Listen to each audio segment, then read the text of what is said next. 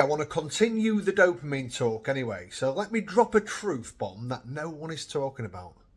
Your dopamine, your drive, your cravings, your motivation, it isn't just yours. It's being co-engineered by the people you hang out with, by your environment. But what's in your group chat? And yeah, the girl on the train, you can hear her talking about reality TV and all the other crap. All the favourite wine she's drinking. You think you're in charge of your desires? Think again. Because today we're driving into how your inner circle might be screwing with your dopamine system and how it connects to the wide world of epigenetics. No one's talking about this, is there? So buckle up. This one might make you audit your entire social life.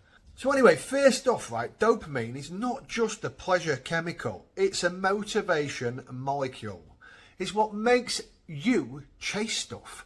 A goal, a snack, a fling, a TV series, a freaking Instagram notification. And here's the kicker, right? Dopamine doesn't rise in a vacuum. It spikes in anticipation.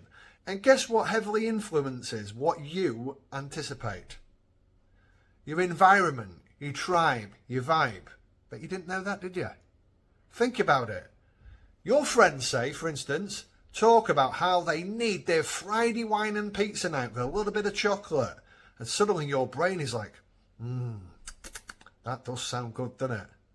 You weren't even thinking about wine, pizza, chocolate. You were chilling, but boom! Dopamagic hijack, courtesy of Karen's wine talking. Because we're humans, right? We're like a walking antenna. We mirror, we absorb. Our dopamine systems are constantly running into what's normal in the group. So let's just call it, for instance, the dopamine domino effect. One person in the group says, "Oh, I binge watched 3 seasons of Love Island the other night and ate a whole bag of Maltesers to myself." Everybody laughs, relates, and now you feel like doing the exact same fucking thing tonight, don't you? That big bag of Maltesers. Not because it's good for you, but because it's relatable dopamine. Relatable. Your brain is like, hey tribe, bonding, safe, rewarded, let's do that too. Your biology, it's sort of like tribal, and tribal dopamine is fucking contagious. You're literally catching cravings like colds off people. But here's the dark part. That means your environment could be actually holding you back from your goals and you don't even fucking realise it. You don't even realise you're self-sabotaging. Not because you're lazy, not because you lack willpower either, but because your dopamine is being socially programmed. Didn't know that, did you? This is why my circle is completely different to how it used to be. But anyway, let's level it up with science for a second, eh? Right. Let's speak about epigenetics. Not sure if you're aware about that. In a nutshell, says your genes are not fixed blueprints. They're like a piano, and the environment is the player. So, depending on what you're exposed to, certain keys get played more than others. I can't play piano, this is just my crap action of it. Spend enough time with people who normalise junk food, zero goals and mental stagnation, even booze, drugs, whatever they're doing, and you'll literally start activating genetic expressions that mirror that lifestyle. Chronic low dopamine, inflame reward pathways, reduce prefrontal cortex activity. Yeah, right, yeah, your inner circle might literally be programming your gene expression to keep you stuck, to literally keep you stuck. Read that again. Go back and just read that bit again. Well, hear me say it, not read it. But you know what I mean? But here's the raw question, right? Who in your life normalises the behaviour that doesn't serve you at all? The behaviour you're trying to escape? Who celebrates distraction, gossip, binging, scrolling and numbing? Because whether you like it or not, their dopamine dance becomes your default rhythm. You've got mirror neurons, you see, firing like crazy.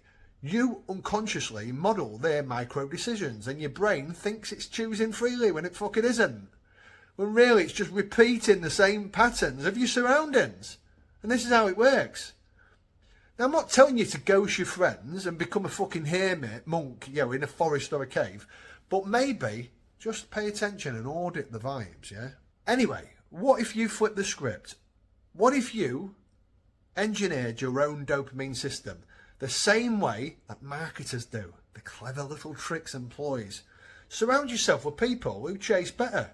Network with people who want better, who want the 2.0 version of themselves. People who talk about growth and not gossip. Books and not just binging surveys. Movement and fucking achieving things and not just the munches.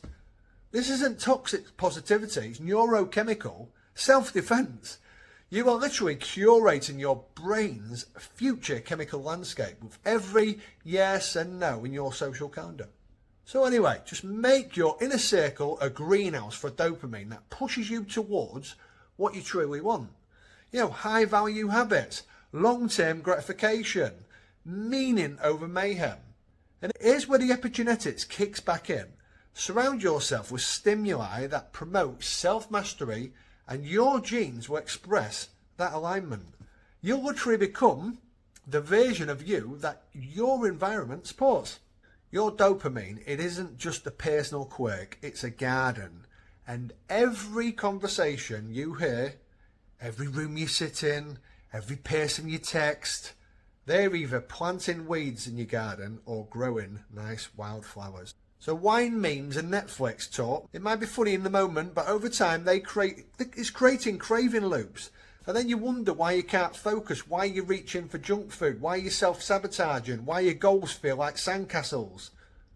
So maybe, just maybe, it's time to stop blaming yourself for low motivation and start looking around you and upgrading your dopamine inputs you're swimming in. Your tribe is like the thermostat. Your dopamine is like the temperature. So choose wisely. Anyway, if this hit a nerve today, fucking good. Good. You've just been red-pilled on dopamine, and I'm about to go further with it as well. I'm about to tap into this subject quite a lot. Now go check your group chats, unfollow the snack influencers, and maybe, just maybe, start craving things that are actually going to serve you and fucking propel you into the 2.0 version of yourself that you've come on this planet to be. Make it dopamine well spent.